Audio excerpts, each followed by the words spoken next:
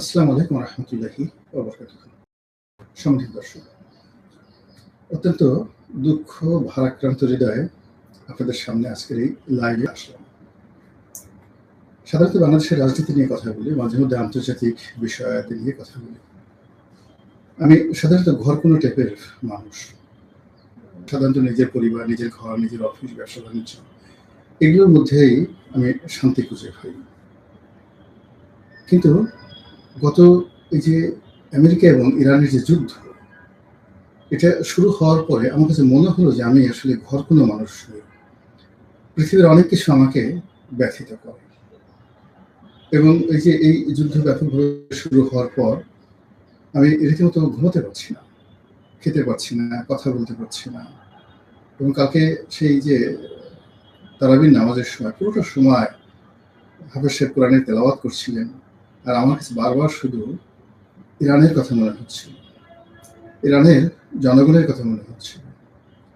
মনে হচ্ছিল যে আমরা এখানে তারাবি করছি, আল্লাহ বিল্লাহ করছি, ইফতার করছি, সেহরি করছি, কত আনন্দ করছি। আজকে পুরো ইরানের মানুষ ঘুমাতে পারছে না।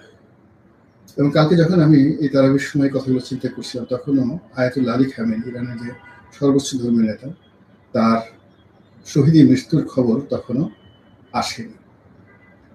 কিন্তু আমার মনে হচ্ছিল, বারবার মনে হচ্ছিল ইরানের কথা, আর মনে হচ্ছিল যে আমেরিকার যে আধিপত্যবাদ, এই আধিপত্যবাদের কবলে আমরা বাংলাদেশ কোন পর্যায়ে আছি। আমাদের দেশে সেই মার্কিন ডিপ স্টেট, তারপর আমাদের দেশের আলী রিয়াজ, আমাদের দেশের খলিলুর রহমান, আমাদের দেশের সেন্ট মার্টিন, আমাদের দেশের চব্বিশে যে আগস্ট, জুলাই আগস্ট বিপ্লব, এরপরে এত কিছু। মানে আমেরিকা যদি আমাদেরকে আসলে টার্গেট করে ইরানের মতো করে, ভেনেজুয়েলার মতো করে, তাহলে আমাদের আসলে কি করার আছে? আমরা পুতুল হব? মানে আমেরিকার যে পুতুল, সেটা কিভাবে হব? তার তো উল্লেখযোগ্য কোনো মডেল নেই। ধরুন সৌদি আরব, তারা আমেরিকার পুতুল, কিন্তু তাদের নিজের স্বার্থ আছে, বৃত্ত আছে, কিন্তু পুতুল হলেও পুতুলের সঙ্গে আমেরিকা কথা বলে। কিন্তু আমাদের সঙ্গে আমরা যদি পুতুল হই, তাহলে আমাদের সঙ্গে তো সে ফুটবলের মতো করে আমাদেরকে লাথি মারবে, গুঁতো মারবে। তো এই জিনিসগুলো আসলে খুব চিন্তা করছিলাম, ভীষণভাবে চিন্তা করছিলাম। এর মধ্যে আজকে সকালবেলা প্রথমে খবর জানলাম যে আসলে আয়াতুল্লাহ আলী খামেনি জীবিত আছেন। এরপর জানতে পারলাম যে আয়াতুল্লাহ আলী খামেনি নিহত হয়েছেন এবং ইরানের যে রাষ্ট্রীয় বার্তা সংস্থা, তার পক্ষ থেকে নিশ্চিত করা হয়েছে তিনি শুধু নিজে শহীদ হননি, তার জামাতা এবং নাতি তারাও শহীদ হয়েছেন। ইন্না লিল্লাহি ওয়া ইন্না ইলাইহি রাজিউন। তো এই ইরান এবং আমেরিকার যে যুদ্ধ, এই যুদ্ধের পরিণতি কি, এই বিষয়গুলো নিয়ে মূলত আপনাদের সঙ্গে আমার যতটুকু জ্ঞান আছে, গরিমা আছে, সেই বিষয়গুলো নিয়ে আলোচনা করব। আমি সবসময় ইরানিয়ান কালচারের প্রতি অতি মাত্রায় আত্মবিশ্বাসী। ইতিহাসের একজন ছাত্র হিসেবে আমি জানি যে সেই আলেকজান্ডারেরও কয়েকশো বছর পূর্বে, অন্ততপক্ষে 250 বছর পূর্বে, সেখানে প্রথম একটা সাম্রাজ্য প্রতিষ্ঠিত হয়েছিল। সেই সাম্রাজ্যের অধিকর্তা ছিলেন সাইরাস দ্য গ্রেট, যাকে তৃতীয় সাইরাস বলা হয়। সাইরাসের পরে তার মেয়ের জামাতা দারায়ুস, দারায়ুসের পরে জার্কশেস, এরা সবাই মহান শাসক ছিলেন। এবং জার্কশেসের জামানাতে কিন্তু ইরান ইউরোপ আক্রমণ করেছিল এবং পুরো ইউরোপ দখল করে ফেলেছিল। এবং ওই সময়টাতে যে ম্যারাথনের যে আমরা দৌড় বলি, ওই সময়টাতে ম্যারাথনের যুদ্ধটা হয়েছিল। এরপর থেকে ইরান এই পৃথিবীর রাজত্ব বা রাজনীতি নেতৃত্ব দিয়েছে। কন্টেম্পোরারি পৃথিবীতে অনেক বড় বড় বাদশা আসছে, অটোমান ডাইনেস্টি আসছে, ইউরোপ আসছে, আমেরিকা আসছে, কিন্তু ইরান তার আপন যোগ্যতা বলে নিজেদের রাজনীতি, নিজেদের যে আভিজাত্য, এই জিনিসগুলো তারা বজায় রেখেছে। এখানে একটা বিষয় হলো যে ইরানের সাথে অন্য জাতিগোষ্ঠীর যে পার্থক্য, সেই পার্থক্যটা আমি একটা ইতিহাসের ডকুমেন্টারি দেখতেছিলাম কিছুদিন আগে। সেটা ছিল দ্য ডিসাইসিভ ব্যাটেল অফ গাওগিমেল। অর্থাৎ ইরানের সঙ্গে, ইরানের যে তৃতীয় দারায়ুস ছিলেন, তার সঙ্গে আলেকজান্ডারের একটা যুদ্ধ হয়েছিল। আলেকজান্ডারের সৈন্য সংখ্যা ছিল মাত্র 40,000, আর তৃতীয় দারায়ুসের সৈন্য সংখ্যা ছিল অলমোস্ট 3 লাখ। কিন্তু যুদ্ধে আলেকজান্ডার বিজয়ী হয়েছিলেন, কিন্তু বিজয়ী হওয়ার পরেও আলেকজান্ডার কিন্তু ইরানে টিকতে পারেনি। তিনি ইরানিদের প্রতি রাগে ক্ষোভে ইরানের যে রাজধানী, তৎকালীন রাজধানী পার্সিপোলিস, পৃথিবীর একমাত্র তখন কসমোপলিটন শহর, সেই পার্সিপোলিস জ্বালিয়ে পুড়িয়ে ছারখার তিনি করে দিয়েছিলেন। তারপর সেখান থেকে তিনি জেরুজালেম চলে গিয়েছিলেন, সেখান থেকে ব্যাবিলন চলে গিয়েছিলেন, সেখান থেকে মিশরে চলে গিয়েছিলেন। তো এই যে আলেকজান্ডারের যে ইতিহাস পড়তে গিয়ে দেখলাম যে পৃথিবীর অনেক দেশ আলেকজান্ডারের ইতিহাস নিয়ে গর্ব করে।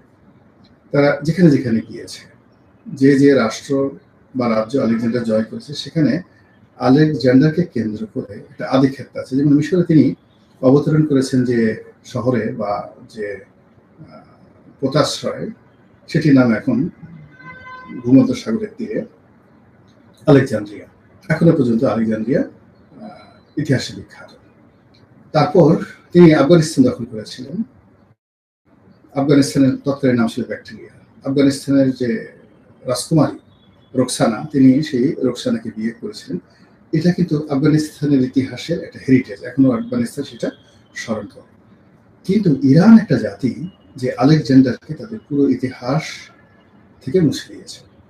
শুধু তাই নয়, আলেকজান্ডার যেই পথ দিয়ে গিয়েছেন, সেই পথে এখনো পর্যন্ত মানুষ ঘৃণা প্রকাশ করে যে এই জায়গাতে আলেকজান্ডার গিয়েছে। এবং আলেকজান্ডারের এই পুরো সময়টিতে একজন ইরানিয়ান বেইমানি করেনি তার মাতৃভূমির সঙ্গে।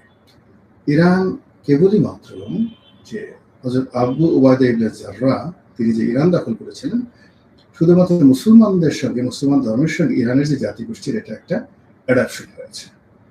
এর বাইরে ইরান কখনো কোনো জাতিগোষ্ঠীর সঙ্গে তারা অনেকটা নেকড়ের মতো কখনো আত্মসমর্পণ করেনি, কখনো একীভূত হয়নি, কখনো বিদেশি কোনো কালচার দ্বারা, রাষ্ট্র ক্ষমতা দ্বারা কখনো তারা বশীভূত হয়নি। এমনকি যে হালাকু খান, তিনি ইরান দখল করেছিলেন।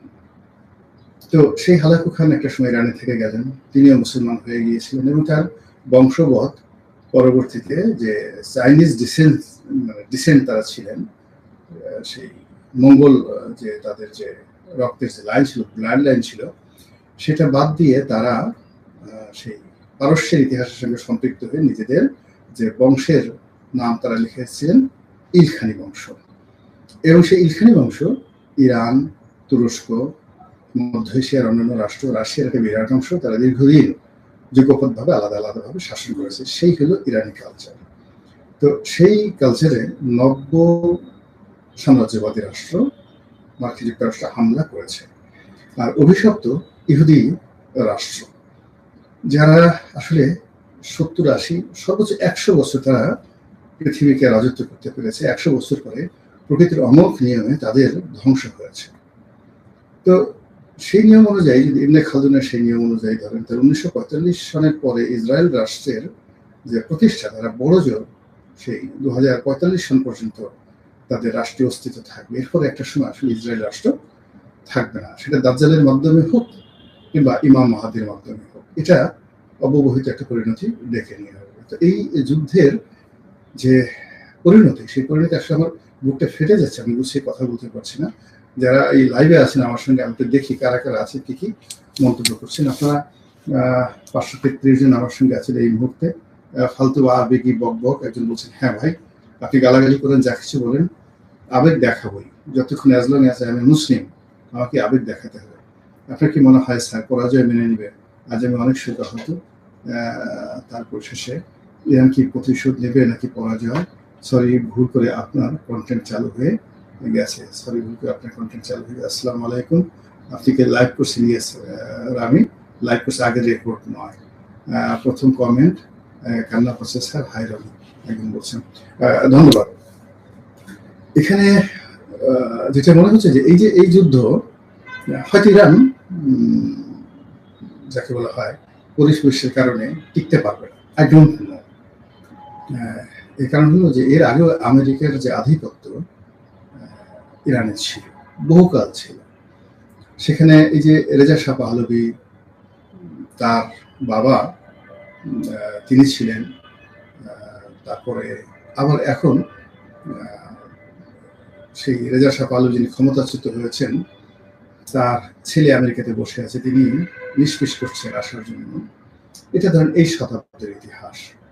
এভাবে আসলে বহুবার হয়েছে, কিন্তু এই বর্তমান যুগে যে প্রবলেমটা হয়, সেই প্রবলেমটা হবে যে ইতিমধ্যে আপনি দেখেন যে হরমুজ প্রণালী ইরান বন্ধ করে দিয়েছে, এবং সেই ইরানের হরমুজ প্রণালী বন্ধ যদি আগামী 15 দিন থাকে, 1 মাস থাকে, বিশ্বের পুরো যে জ্বালানি সিকিউরিটি, সেই জ্বালানি সিকিউরিটিটা তছনছ হয়ে যাবে। এবং আমাদের দেশে যে পেট্রোলের জন্য, ডিজেলের জন্য, এলএনজির জন্য আমরা রীতিমতো হাহাকার করতে থাকি। এখন আমাদের দেশে যে সকল জ্বালানি আসে, চোরাপথে তার একটা বিরাট অংশ ইরান হয়ে আসে, আর এর বেশিরভাগ একটা অংশ মধ্যপ্রাচ্যের যে সকল দেশ থেকে আমরা জ্বালানি সংগ্রহ করি, অথবা আমরা যে সকল দ্বিতীয় বা তৃতীয় যে মাধ্যম থেকে জ্বালানি সংগ্রহ করি, তারা সবাই হরমুজ প্রণালী ব্যবহার করে এই জ্বালানির যে বাজার, বিশ্ব বাজার তারা নিয়ন্ত্রণ করে। এখন এই হরমুজ প্রণালী যদি 15 দিনের জন্য বন্ধ হয়, জ্বালানির দাম কোন পর্যায়ে পৌঁছে যাবে এটা আমরা এখন পর্যন্ত বলতে পারছি না, নাম্বার 1। নাম্বার 2 হলো যে যদি এই যে ইরান যেভাবে এখন পাগলের মতো আক্রমণ করছে, তার পার্শ্ববর্তী দেশ কাতার, তারপর ইরাক, এরপর বাহরাইন, এরপর সংযুক্ত আরব আমিরাত, এমনকি সৌদি আরব, সেখানে তারা আক্রমণ চালাচ্ছে। এবং এগুলো তাদের যে স্বল্প মাত্রার মিসাইল যেগুলো অব্যবহৃত করে রয়েছে, এই মিসাইলের আঘাতে কাতারকে তছনছ করে দেওয়া সম্ভব, দূরপাল্লার মিসাইল লাগবে না। এবং ইরান যখন তাদের যারা রেভলিউশনারি গার্ড, যারা ইরাক যে ভুল করেছে, সেই ভুল যদি তারা না করে, তারা যদি শেষ মরণকাম্য দেওয়ার চেষ্টা করে তাদের যে মিসাইলগুলো রয়েছে, সেই মিসাইলগুলো যদি তারা একের পর এক তারা আক্রমণ করতে থাকে, পার্শ্ববর্তী দেশ সময় পুরো মধ্যপ্রাচ্যের মানচিত্র চেঞ্জ হয়ে গেল। এক। দ্বিতীয়ত হলো যে তারা পার্শ্ববর্তী কুয়েত, ইরাক এবং অন্যান্য যে জায়গাগুলো আছে, তাদের সীমান্ত যে দেশগুলো আছে, সেই জায়গাতে যদি তারা স্থল বাহিনীর অভিযান চালায়, তাহলে পুরো মধ্যপ্রাচ্যে যুদ্ধ ছড়িয়ে পড়বে এবং এটা রীতিমতো গৃহযুদ্ধে রূপান্তরিত হবে। এরপর ইরানের যে প্রক্সি সংগঠনগুলো রয়েছে, হিজবুল্লাহ রয়েছে, হুতি রয়েছে, তো এই সংগঠনগুলো যদি এই মুহূর্তে অ্যাক্টিভ হয়ে যায় এবং তারা আবার সেই গেরিলা যুদ্ধ শুরু করে, তাহলে এই পুরো মধ্যপ্রাচ্যের একটি রাজপ্রাসাদ অক্ষত থাকবে না। অন্যদিকে মুসলিম যে সেন্টিমেন্ট রয়েছে, আমরা দেখলাম যে আয়াতুল্লাহ আলী খামেনির এই হত্যাকাণ্ডের পর ইরানের পাকিস্তানের যা শিয়া মুসলিম সম্প্রদায় রয়েছেন, তারা সেই মার্কিন কনসুলেট অফিস সেটা আক্রমণ করেছেন। তো মার্কিন কনসুলেট অফিস আক্রমণ করেছেন, এটা যদি বাড়তে থাকে, এটা যদি এশিয়ার অন্যান্য দেশগুলো, মুসলিম দেশগুলোতে এই ঘটনাগুলো ঘটতে থাকে, অর্থাৎ ইন্দোনেশিয়াতে, মালয়েশিয়াতে, এমনকি আমাদের দেশে যদি এই ঘটনাগুলো ঘটতে থাকে, এইগুলো নিয়ন্ত্রণ করার ক্ষমতা সংশ্লিষ্ট রাষ্ট্র সমূহের নেই। এবং এই একটা হযবরল অবস্থার মধ্যে এখন এমনিতে ইউরোপ এবং আমেরিকা তারা অনেকটা অর্থনীতিতে দেউলিয়া হয়ে পড়েছে। 3-4 দিন আগে টেলিভিশনে একটা অনুষ্ঠান দেখছিলাম যে একজন, যাকে বলা হয় ফিনল্যান্ডের অধিবাসী, তিনি বাংলাদেশে চলে এসেছেন। তো তিনি স্ত্রী পুত্র সন্তান সন্ততি নিয়ে দীর্ঘদিন ফিনল্যান্ডে থাকতেন। তো এয়ারপোর্ট থেকে জিজ্ঞেস করা হলো যে আপনি ফিনল্যান্ড থেকে চলে এলেন কেন বাংলাদেশে? তিনি বললেন যে ওখানকার অর্থনৈতিক অবস্থা এমন খারাপ যে একজনের ইনকাম দিয়ে পরিবার পরিজন মেনটেন করা সম্ভব না, এই জন্য অনেক আগে আমি আমার স্ত্রী পুত্র সন্তান সন্ততিকে দেশে পাঠিয়ে দিয়েছিলাম। এখন পরিস্থিতি এত খারাপ হয়েছে যে আমি একা থাকবো এবং নিজের উপার্জন দিয়ে নিজের পেট চালাবো, এই অবস্থা এখন ফিনল্যান্ডের নেই। যদিও ফিনল্যান্ড পৃথিবীর সবচেয়ে শান্তিপূর্ণ দেশ, সবচেয়ে অর্থনৈতিকভাবে একটি সুসংহত দেশ, কিন্তু সেই দেশের এই 3-4 দিন আগে খবর হলো এটা। তো এর উপর যদি ইরানের এই যুদ্ধ, আমেরিকার এই যুদ্ধ ইউরোপের বাজারের উপর ছাপ পড়ে, আমাদের গার্মেন্টস ব্যবসা কি হবে, আমাদের এক্সপোর্টের কি হবে, আমাদের আমদানির কি হবে? আমাদের এই মধ্যপ্রাচ্যে যদি যুদ্ধ শুরু হয়ে যায় এবং একমাত্র মধ্যপ্রাচ্যের দেশগুলোতে এই মুহূর্তে 1 কোটি লোক যারা কাজকর্ম করছেন, তারা যে রেমিটেন্স পাঠাচ্ছেন, সেই রেমিটেন্সের উপরে কিন্তু সরকার টিকে আছে। আমাদের লোকাল অন্য কোনো আয় রোজগার নেই। তো মধ্যপ্রাচ্যের দেশগুলোতেই যদি যুদ্ধ চলতে থাকে দীর্ঘমেয়াদে, সেক্ষেত্রে আমাদের ওখানে যারা প্রবাসী ভাই আছেন, তারা সেখানে সুখে শান্তি থাকতে পারবে না। তাদের অনেকের বেতন ছাড়া সেখানে কাজ করতে হবে, অনেকে চলে আসতে হবে, এবং আমরা এমনিতেই মানে প্রায় 23 লক্ষ কোটি বা 23.5 লক্ষ কোটি টাকা ঋণের মধ্যে আছি। শেখ হাসিনার জামানাতে যে ঋণ ছিল, সেই ঋণ গত 17 মাসে কি পরিমাণে যে বেড়েছে এবং আমাদের রিজার্ভের অবস্থা যে কি হয়েছে, এটা আমরা আসলে কেউ বলতে পারি না। তো তার উপরে যদি আবার এই যুদ্ধ প্রলম্বিত হয়, তাহলে জনাব তারেক রহমান সাহেবের যে সরকার, এই সরকার এই দায় কিভাবে মেটাবেন?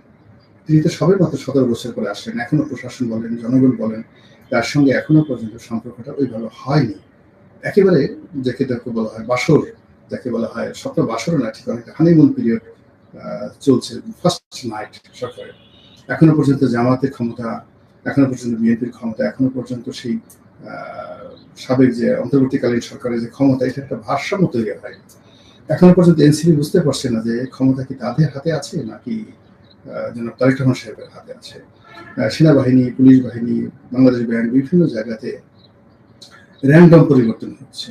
আর সেই র্যান্ডম পরিবর্তনের মধ্যে যদি আবার এই যুদ্ধটা প্রলম্বিত হয়, আল্লাহ আমাদের ভাগ্যে কি রাখছেন একমাত্র তিনি বলতে পারেন। আল্লাহ আমাদের সবাইকে হেদায়েত দান করুন, হেফাজত করুন। আসসালামু আলাইকুম ওয়া রাহমাতুল্লাহি ওয়া বারাকাতুহু।